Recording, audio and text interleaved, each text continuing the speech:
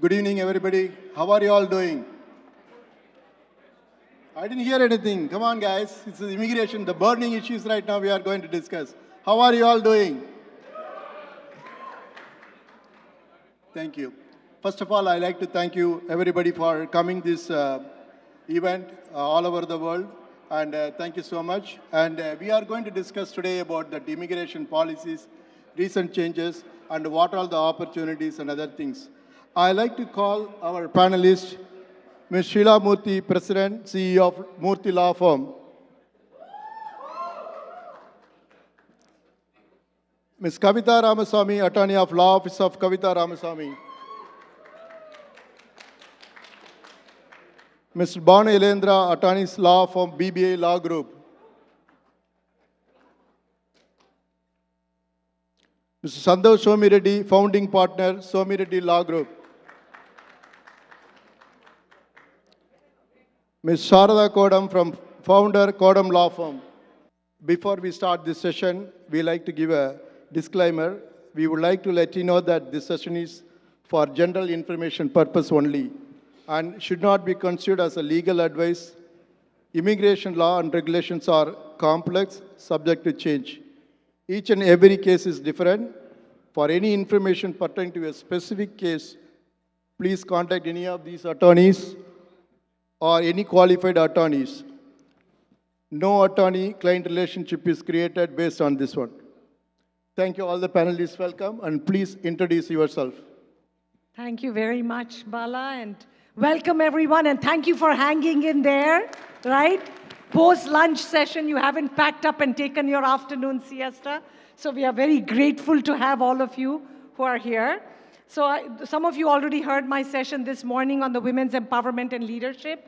But I thought you can all read the resume in any book, right? Or go to murthy.com. So I thought maybe I'll encourage all of us to share something fun, right? Childhood. I grew up in an army household in India, so traveled all over the country, including Chennai, as you heard, and hated blood, hated numbers, so didn't want to be a doctor or an engineer, not brilliant like most of you engineers or doctors, and so only knew one thing: fight for justice, fight for rights. And so loved being a lawyer, didn't care if I was poor and hungry, it didn't matter. What mattered, what we would fight for justice and help other people in life, right? That's all that mattered to me. So thank you so much for this honor, and I'm truly happy. One of the side benefits of doing these organizations is I meet the usual suspects all lined up here in all of our talks, because we love sharing with the community, supporting each other, and learning. We learn from you and from each other. So thank you for that honor. Thank you, Murthy. Yeah, I'm Kavita Ram. Yeah. Hello, good evening. Good afternoon. I'm Kavita Ramasamy. I've been practicing immigration law from 1999. I've been very connected with the Tamil community. I was the past president of New Jersey Tamil Sangam, and I've been very connected with FETNA also, because I started doing the P3 for the conventions from 2003, which is where I learned from. And I know most of you. I'm also a proud daughter of a Tamil poet, Ilandai Ramasamy, Marabu Tamil Kavinjar, who has authored closer to 80 books. And the very reason my name is Kavita. And thank you. And Balaji, and my husband Balaji and I, we have this organization to support victims of domestic violence. And I have worked with many of you, like Ravania from Reaction Team, Shakti Group, and Tamil ER. So we have worked with all these organizations to support domestic violence victims. And my husband and I are also proud parents of 34 daughters, 32 adopted and 2 biological.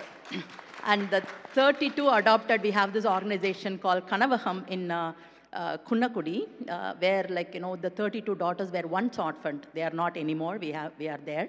And 18 of them are in college now, and most of them are engineers who got the admission through the counseling, government counseling, and a couple of them are nurses and nursing programs.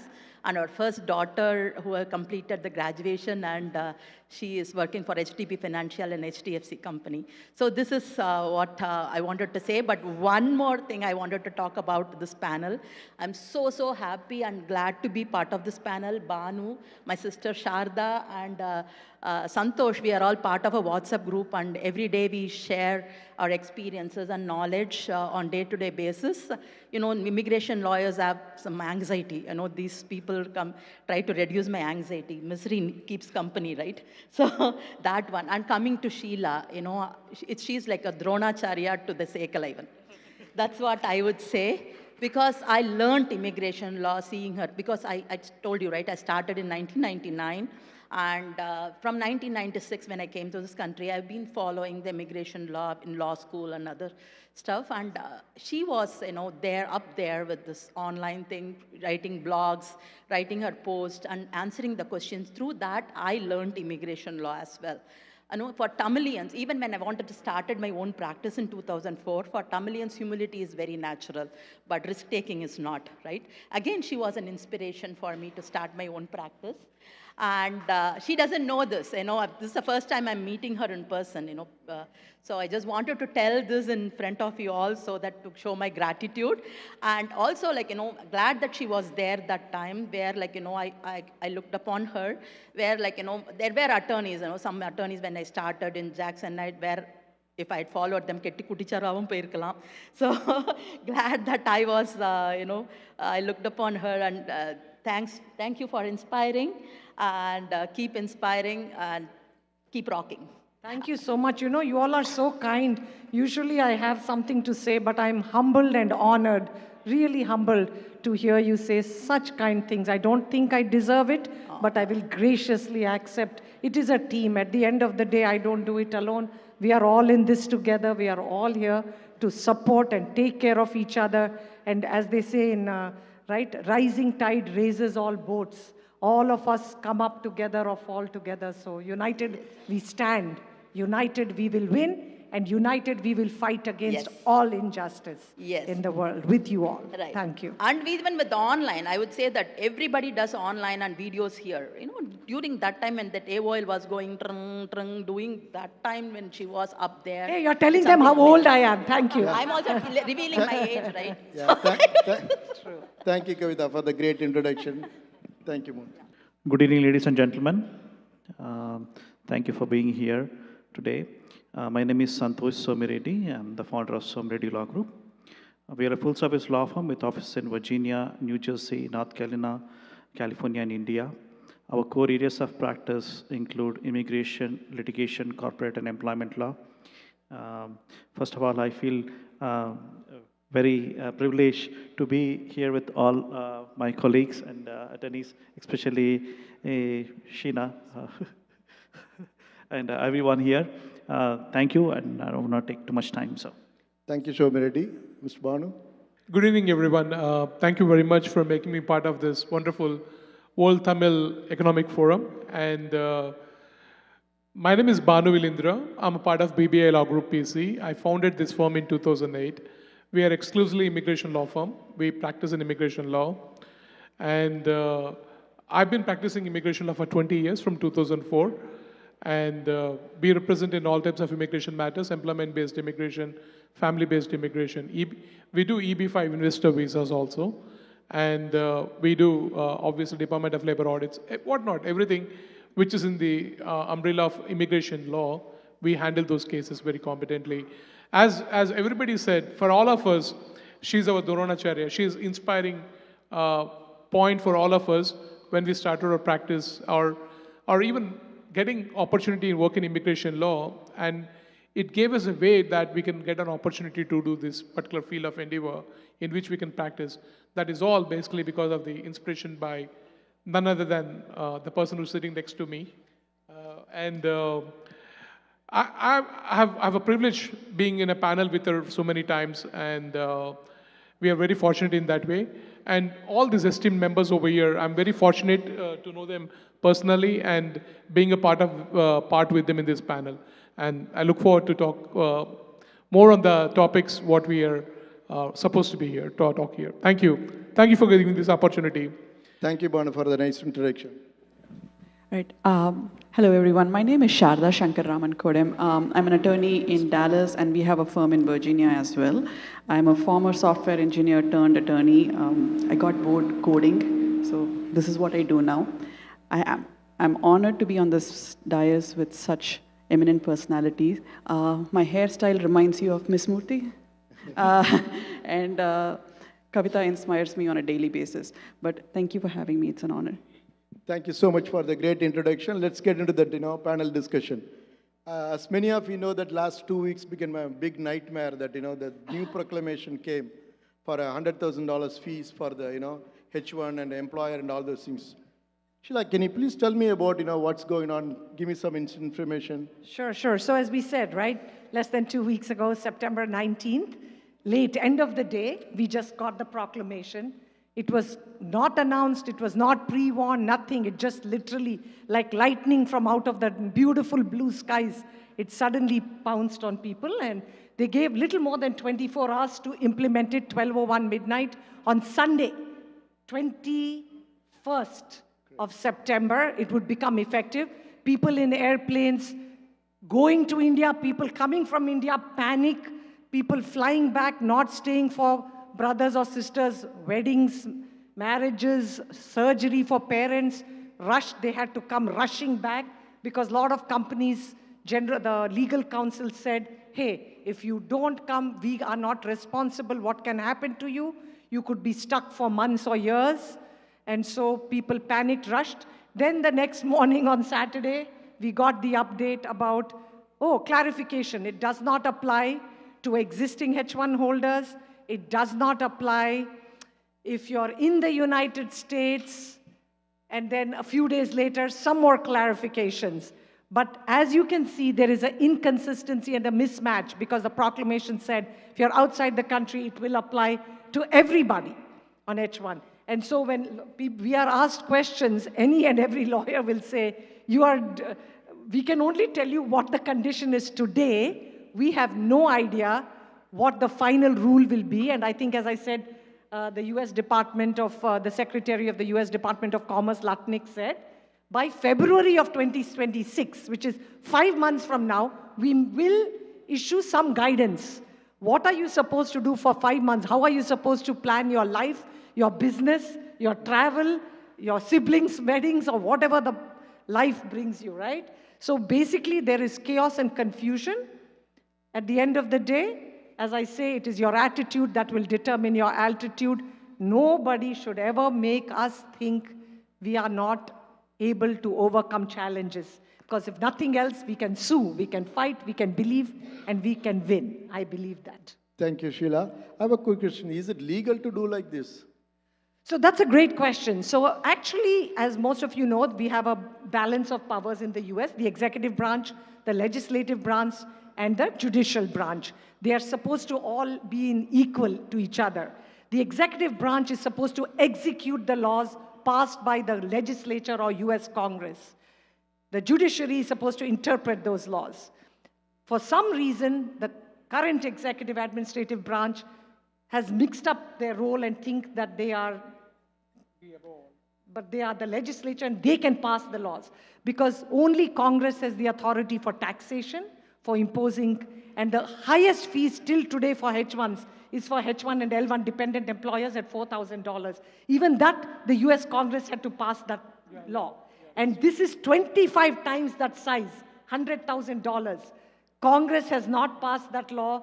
You already saw there was a lawsuit yesterday afternoon by multiple non-profit organizations that joined together. I wish more Indian companies, tech companies, IT Serve, Siva, and others have to join. We all have to become more vocal about this. At the end of the day, it is not legal. Most likely courts will challenge. But the problem, of course, is we have a Supreme Court also that seems to be, in the eyes of the general public, not as neutral as people would have liked. It almost feels partisan.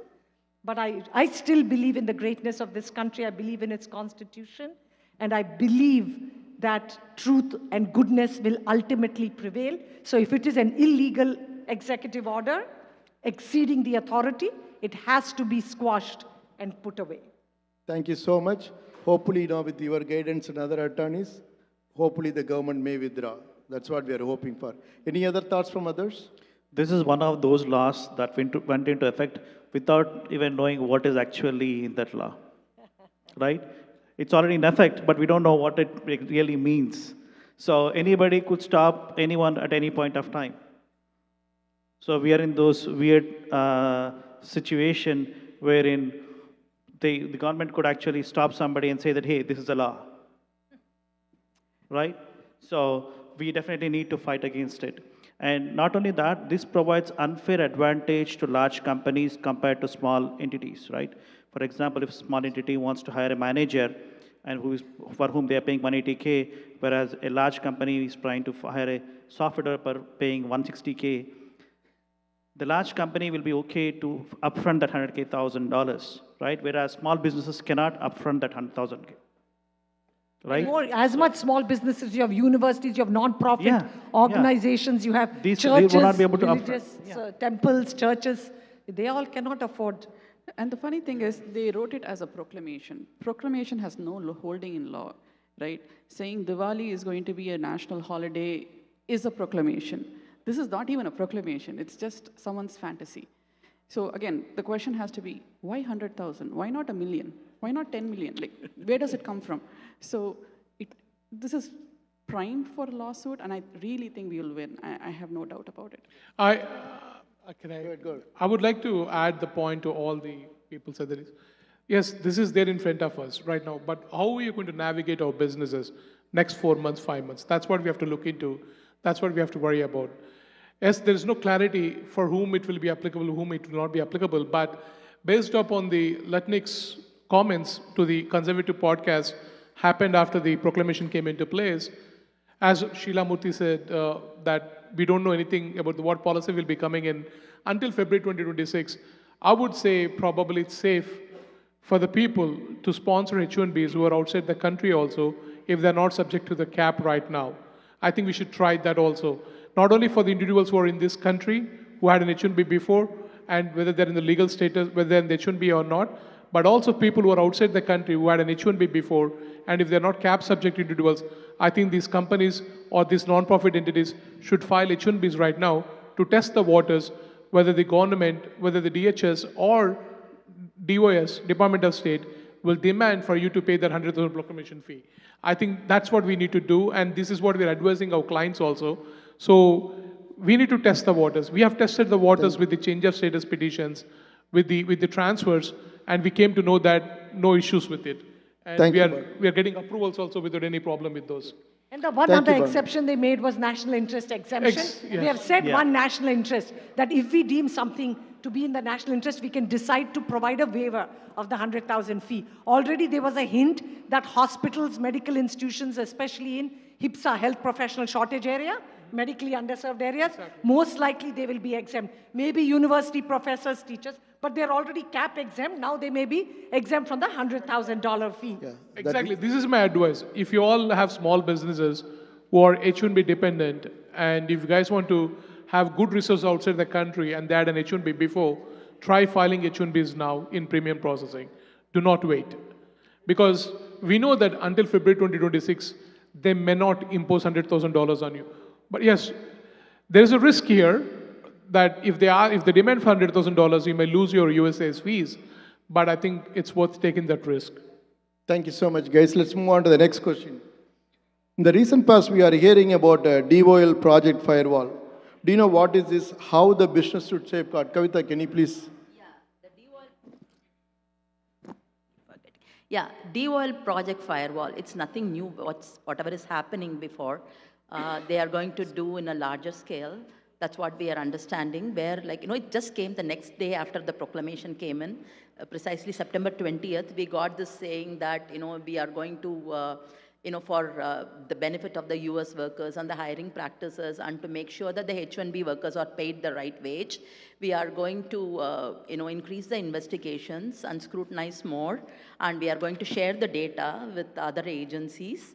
And also that they are going, the secretary is going to certify, secretary of DOL is going to certify. What it means, I don't know, maybe konjam bayamudutranga nenikiren. So more, naangalam postman if they give the letter itself, we'll be scared. So I think it's more about, just giving that, it's going to be more, scrutiny, and it's, the credibility is going to more because she is going to certify the investigation, or he or she, the secretary is going to do that. So that is what they have said for regarding the investigation. So what I would suggest, to do for the employers to do the 4 things. That's main thing I would probably say that Sagara Sametla Sankara Sankarangadinga. So don't do that in the end, for meaning like you have the practice to go for, do the internal audits and check your payrolls and check the postings, the third-party side postings, everything, just do that auditing in-house. That's very important. And second thing, when they are talking about, for the US workers, protecting the US workers and for the recruitment, for H1B, the recruitment only applies to the dependent employers and willful violators and the exempt non-exempt employers, which many of them don't fall into that category. But still, I would say that, just go and revisit your perm recruitment strategy as well. Because many times, you know about the Facebook case, and also many times I see that companies have a different strategy for perm and non-perm. Perm cases, they are asking to mail the resume, and non-perm, they are giving their email address. So when asked, the employees doesn't even know, because some recruiter from India just gives the email address. So you have to just go and revisit once in a month and see like whether the strategy is correct. Because sometimes the attorneys don't even know what is happening. And because the employers say that, no, we only give mailing address. But if you have to go inside, and then we see that, the email address is given for the non-perm cases. So these things you have to just be very cautious. So when the DOL comes in, that is the reason I always say, Sagara Sametla Sankara Sankaran Soladinga. Do this as a practice. Second thing, don't power pattify for anybody. So that time and again we see that's that. That's very important though. Yeah, only when you try to do favors and power pattify, those cases will come back and bite you. And not only that, you are not doing a favor by keeping an H1B employee without the pay until he gets a project or another client. You are not doing a favor to him or to your company and other employees. So this is, I wanted to be very clear, because I see that time and again companies do this. So don't do this. And currently what is happening is we are seeing that site visits, right? Site visits, they go and check with the end client about what is your requirement. The end client says his bachelor's with 5 years is the requirement. And here the LCA, we have a level 2, but whereas the bachelor's with 5 years is level 4. So then now the notice of intent to revoke or notice of intent to deny, whichever is applicable, they'll send it to asking for the LCA for the level 4. So we got 2 of them, but fortunately what happened was at the time the contractor was hired, the recruitment did not have any such of bachelor's with 5 years. So we responded accordingly. Still the case is pending. So what I would suggest is plan it accordingly. Sit with the end client when you are signing the contract, and make sure whatever is the requirement, just do the appropriate wage levels. This is something I wanted to say. So put it in the SOW or a contract or some kind of an email communication to make sure that this is the wage level for that. And if they hadn't done it before, they can even do it now. Yeah, correct. Do it now. And the fourth is do amendments on time before they start. There are some exceptions, like a 30-day exception, but you don't have to worry about those things. Just make sure that you're doing amendments on time before the person starts the work. So these are the 4 things. If you at least do it, you can, I cannot say that you cannot be, you should be most likely. We cannot say you will be okay. Attorneys cannot say that you will most probably be okay. Thank you, Kavita. It is really very important that, whenever we get a letter from DOL or USCS, we always worried what happens. It's better that, that you keep all the documents ready. Even the audit comes, we can be easily escape from whatever they are asking for. Thank you so much. Any other thoughts from others? Yeah, it's actually like, that you're required to maintain the public access file until the duration of the LCA plus 1 year, or until the day you withdraw the LCA plus 1 year, right? With this new project, what is it? project firewall, right? So they could be devalued at any point of time. So I highly recommend that if an employee leaves the company, or when you withdraw the H1B, withdraw their LCA also. In that way, your liability ends 1 year from the day you withdraw the LCA. Okay? And if you have a public access file for a LCA that you have already withdrawn and past 1 year, just remove it. Okay? Do not many combine of you who are employees and not employers, if I see a lot of people who are going, tell your employer to either talk to a lawyer or listen, do it, because otherwise in the end, company will suffer and you as the employee will also have potential out of status issues. And even I see that employees, when you move, communicate to the employer. Because I see that the payroll department and the HR don't talk, like they are going to share the data now. So you also should share the data, whereas because the pay stub, the address changes, whereas the HR doesn't even know that the person has moved 6 months back. So just inform the employees and the attorneys accordingly. Thank you, Kavita, and thank you, Santosh. And the next one, as many of you know that the lottery system, they are going to do it from next year onwards, wage-based lottery system. Banu, when are they going to implement it? How that is going to impact on the small and medium business? What kind of a strategy you are advising us? Sure. Thank you, Bala. I think it's a very important question in strategizing our businesses in coming days, especially for the coming lottery for the fiscal year 2027. The proposed regulations about the weighted scale wage level determination for the lottery system has been already published. Now it's in the notice and comment stage right now. Once this period is over, then they're going to finalize the regulations and they're going to publish about that. The major important factor what they want to determine is they're going to do the lottery system based upon the weighted higher wage levels, based upon the weighted wage levels. That means what I mean to say is whoever pays the higher wages to the employee, that particular lottery registration will have more chances to get selected in the lottery. They've given weighted selection process for that. Like what they said is, before that I want to give a basic introduction about what the wage levels are. You know, how the wages are determined for the employees, especially when you're filing an H1B petition. Department of Labor prescribes 4 levels of wages. That's what they usually prescribe. Level 1, Level 2, Level 3, Level 4. And when they prescribe these 4 levels of wages, Level 1 is basically entry level, Level 2 is mid-level, Level 3 is higher mid-level, Level 4 is the higher level wages. That's how these wages are determined. So what this weighted selection lottery system says that is, if you offer Level 4 wages or higher to the employee, that particular registration will be entered into the lottery processing system for 4 times.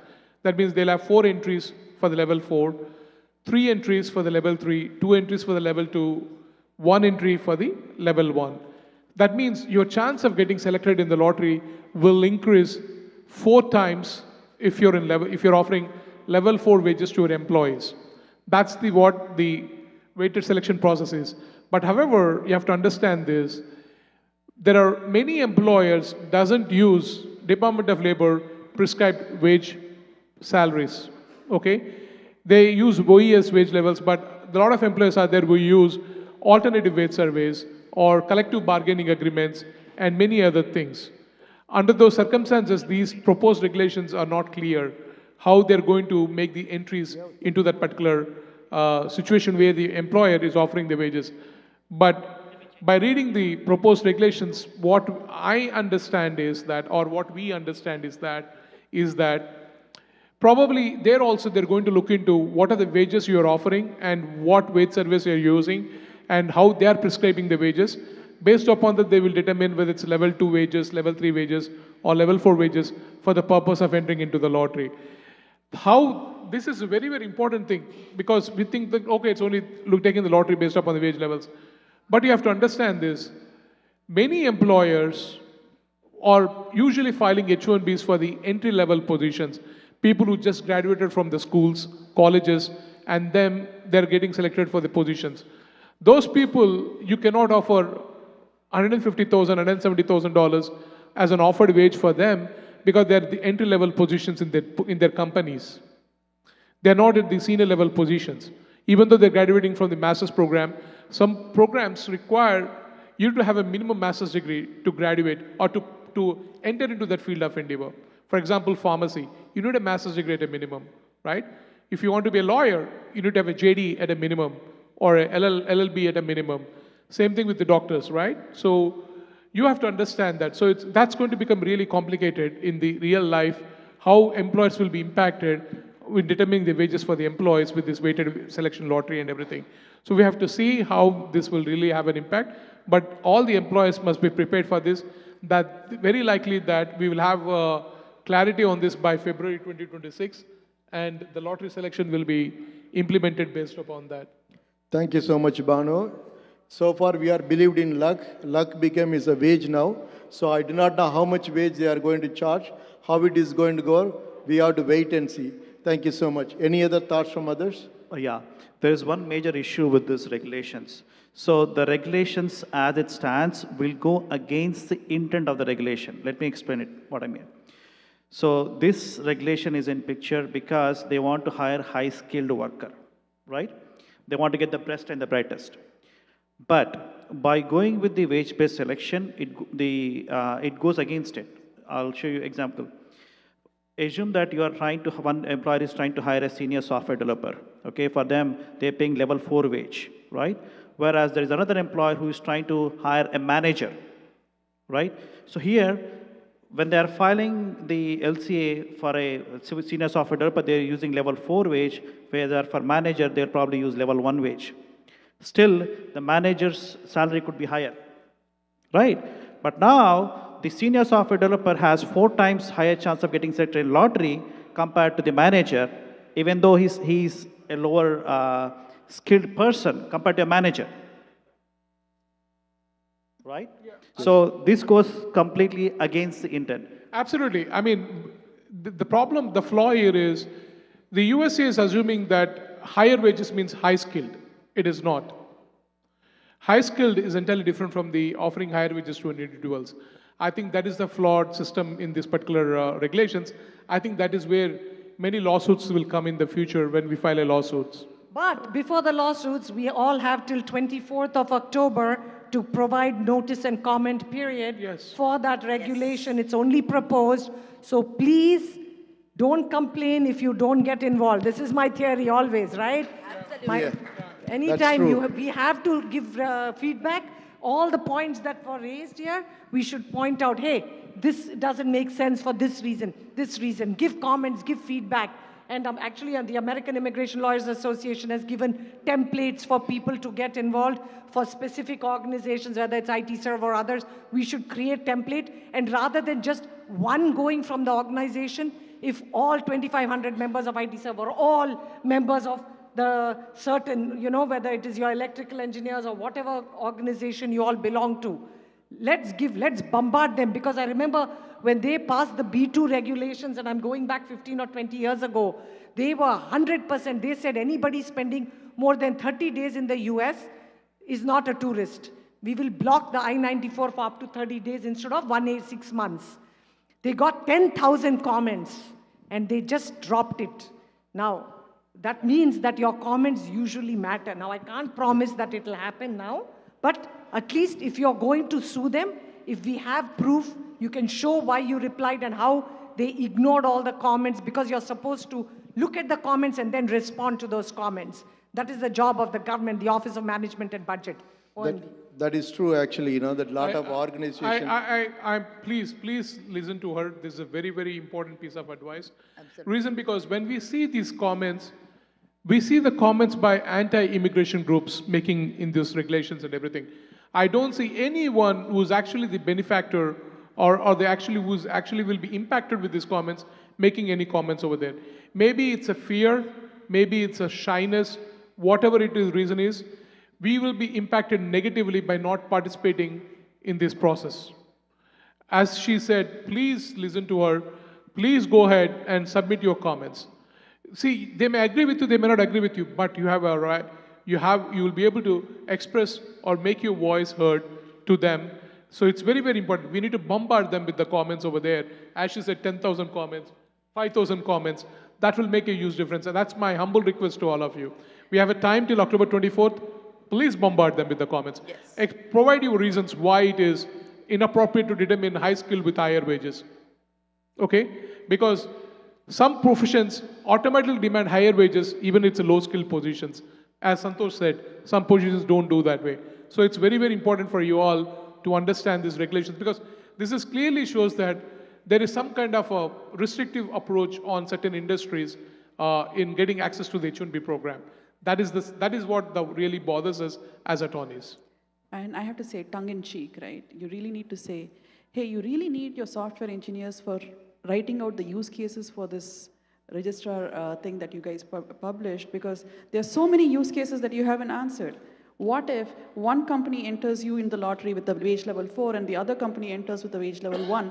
Companies are not related. Who are you going to pick? Very simple as that. It doesn't clarify it. So I think they need clarification. They don't understand the process. Whoever has written, they don't understand how it works. So it's a good idea to say, hey, you guys really need software engineers. Let me put you use case and test scenarios that you should be thinking about.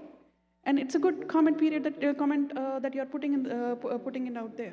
Yeah, absolutely. I agree with Well, you completely. thank you so much for this valuable information. Make sure you comment it before on October 24th so that we can save ourselves. The next one, Santosh, the government is shut down, right? How it is going to impact on DOL or UICS or any other immigration challenges? Good. So any agency that is actually funded by the Congress itself will be affected, right? So Department of Labor. So Department of Labor is completely funded by the Congress. So anything that you have to do with Department of Labor, whether it's filing an LCA or a PERM or a PWD, will be affected.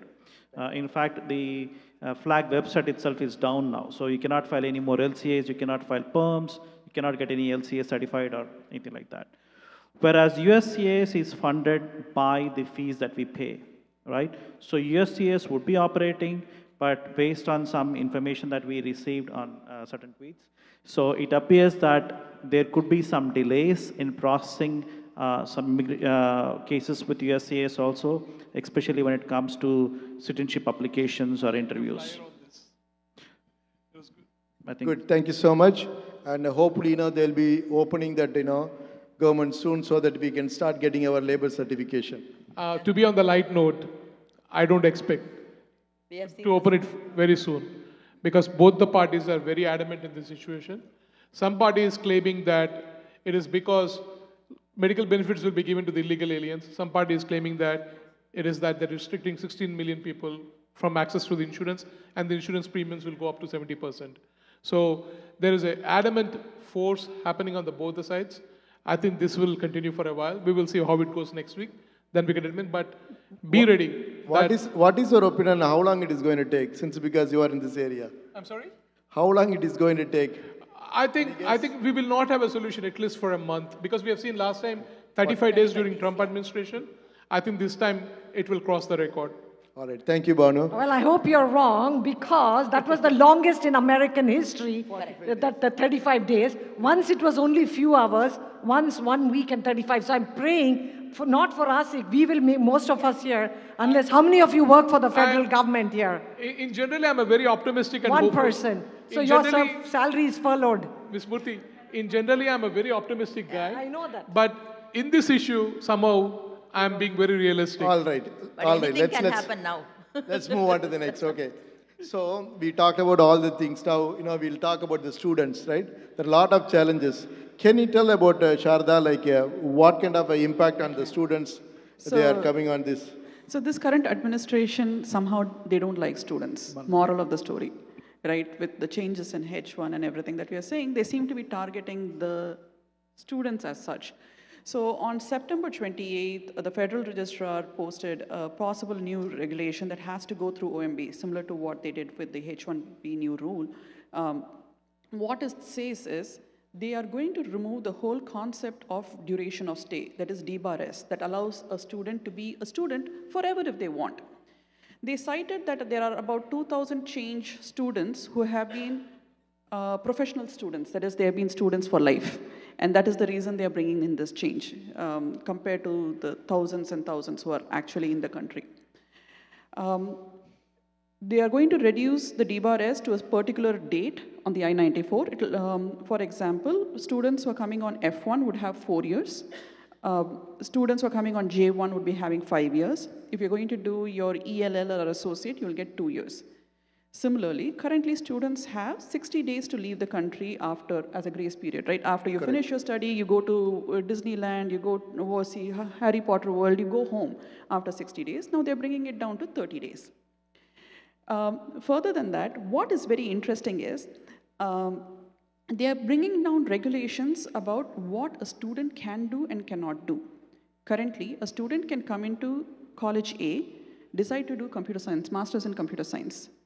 They may go and they say, okay, I didn't like college A, it is too cold. I can go to college B and continue.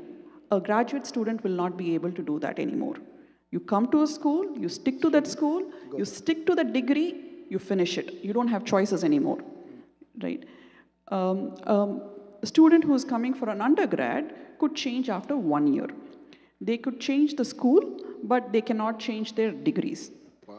Now, you can do, let's say you come in for a master's degree, you can do a master's in computer science, decide to do a master's in artificial intelligence. You can do that.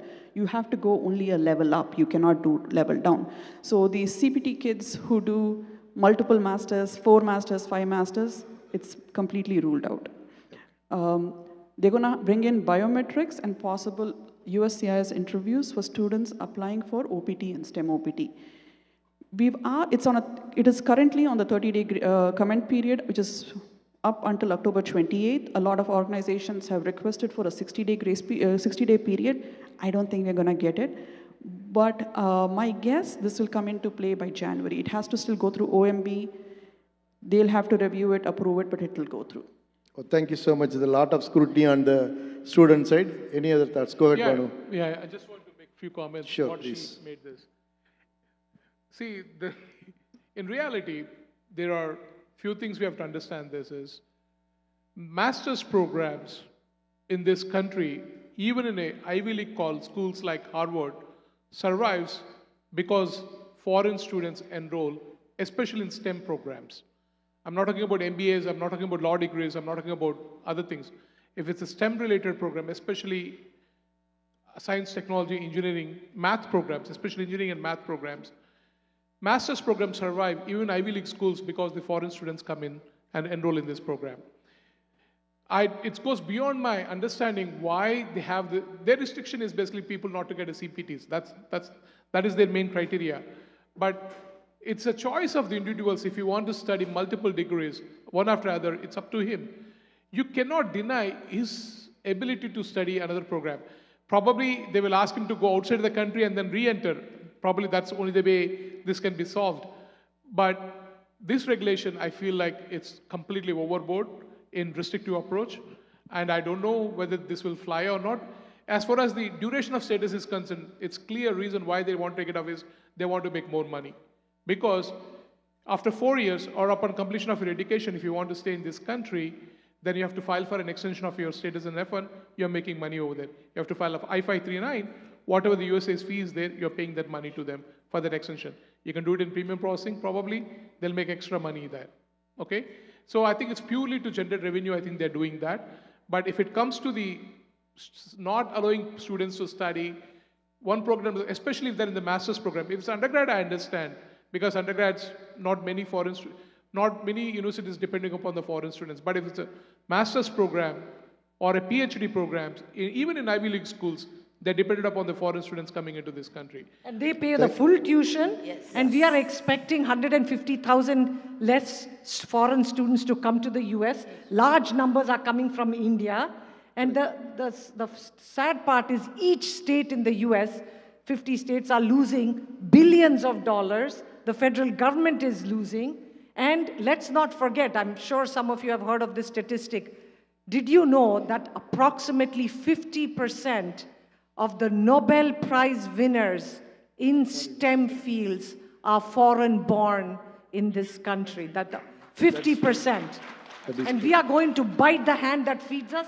We are going to lose our technological leadership in this country. It is short-sighted We are going towards brain dead with this policy. And That's time- what it is. Yeah. We're going towards brain dead. The point here is this, the immigration policy in America has been this. Even if 1,000 people come in this country, even if 2 of them turns out to be Elon Musk, it's good for this country. And we are running away from it. I do not know why. And that is the sad part right now. But we will see. Maybe it's good for in long run. I do not know. I'm not a what you call Nostradamus or anybody to predict all these things. But the point is, the ideology of this country is shifting, and that is where this F1 regulations is coming in. You all have to keep that in mind.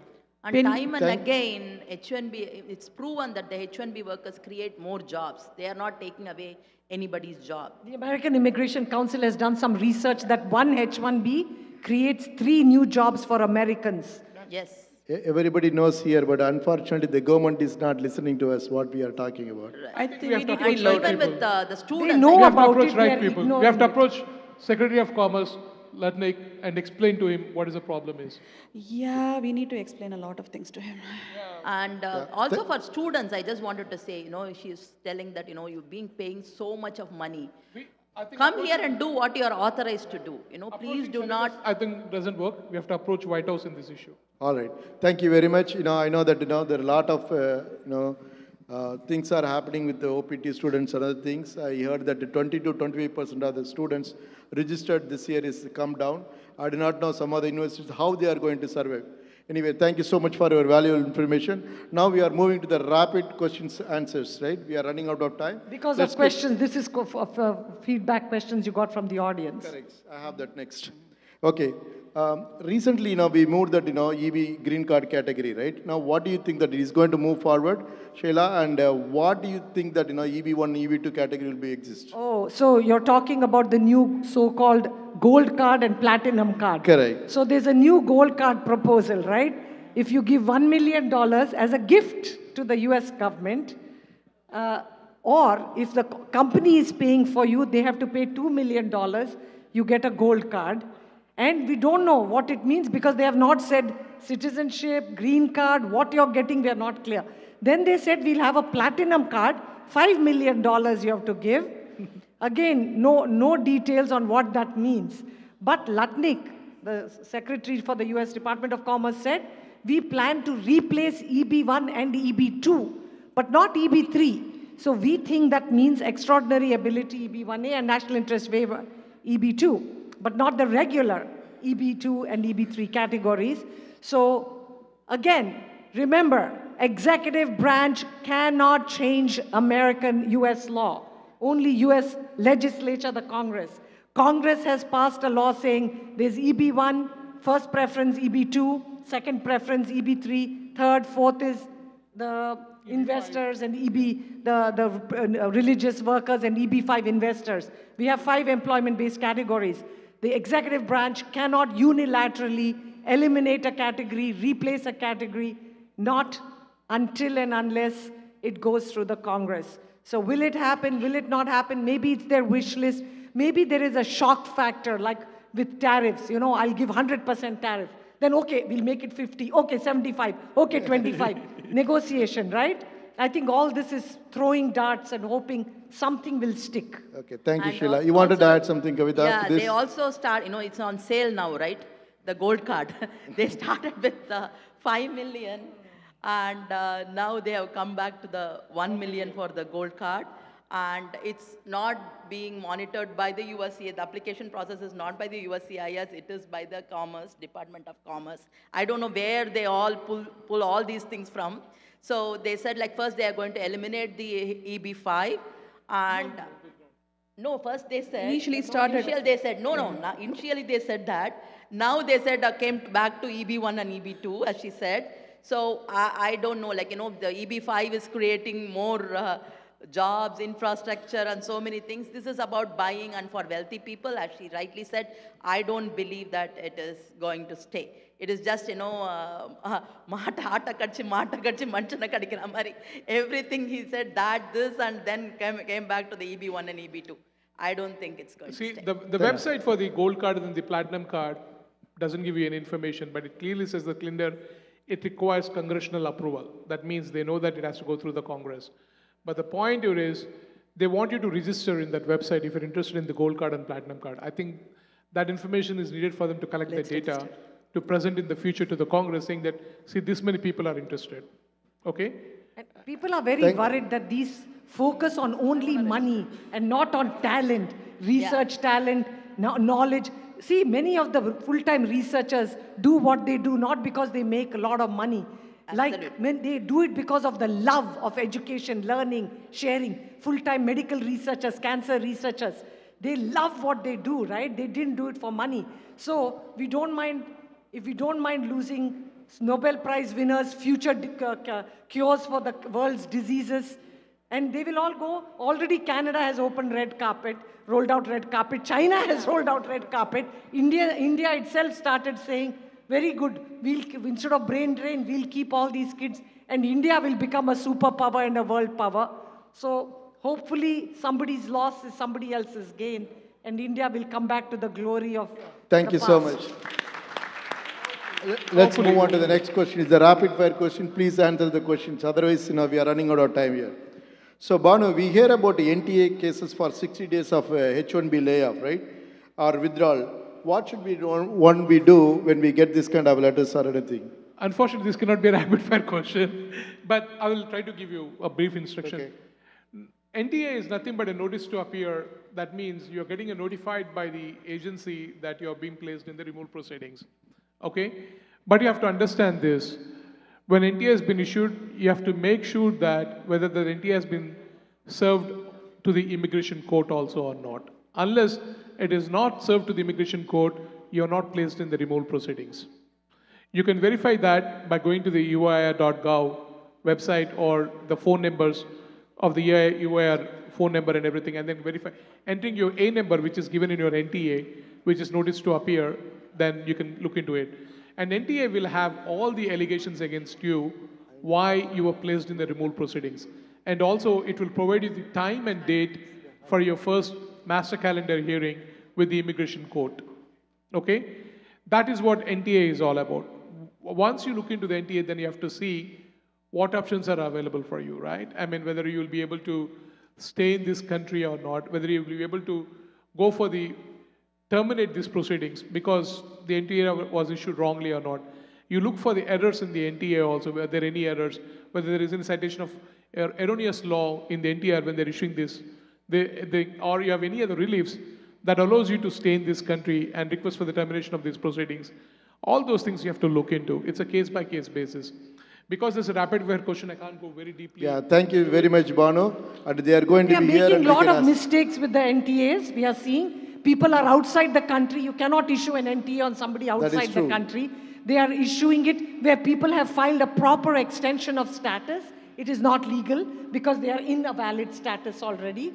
And I remember when I was very new first-year attorney, so over 30, 35, 40 years back, some CEO of a European company came, same thing, he got no deportation notice. I didn't even know there's something called master calendar.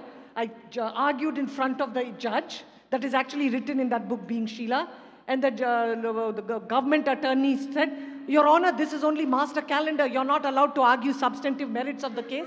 But I was so dumb, I didn't know how dumb I was wet behind the ears, new practitioner.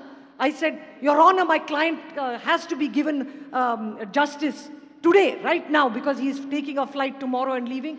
The judge said, whatever you want to do, USINS, you do. The person will be granted. And the guy was like, wow, you did it. So sometimes you have to shout loud, you have to be persistent, other side will back down, right? Thank you so much.